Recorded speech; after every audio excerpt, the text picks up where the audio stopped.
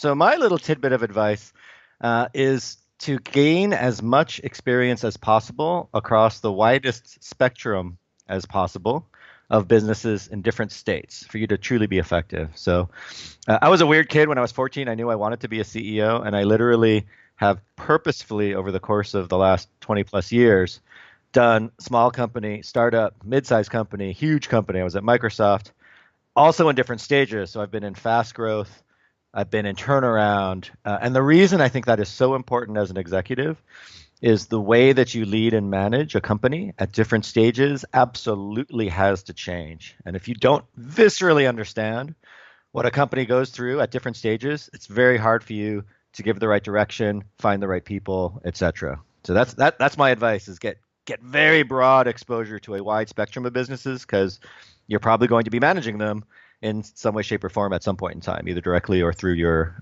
colleagues. What have you seen in your experience in terms of specific changes you've been compelled to make as your business has grown or otherwise shifted size or state?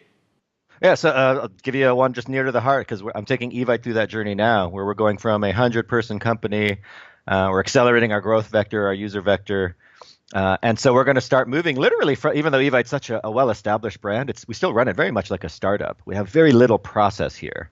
So that's one great example where it's by design. Like I am running the business in more of an entrepreneurial and startup mode where things like dashboards, operating mechanisms, rigor, they actually will slow us down at the state we need. But as we're going to our next phase, we're absolutely going to need to introduce those things to scale and scale rigorously.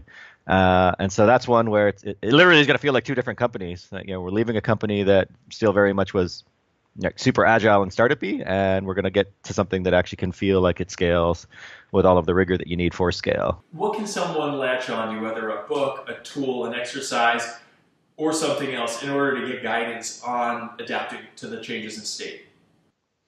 Oh, that's a great question. I'd say in general, most people, as a stereotype, probably have experience with the mid-sized, more established companies.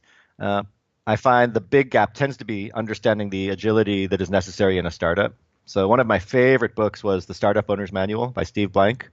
If you're a big company guy or gal and you only kind of read about startups on the side, I absolutely recommend picking up that book, and it'll give you a rapid cruise through how a startup should operate and how radically different that is from the business you're probably running.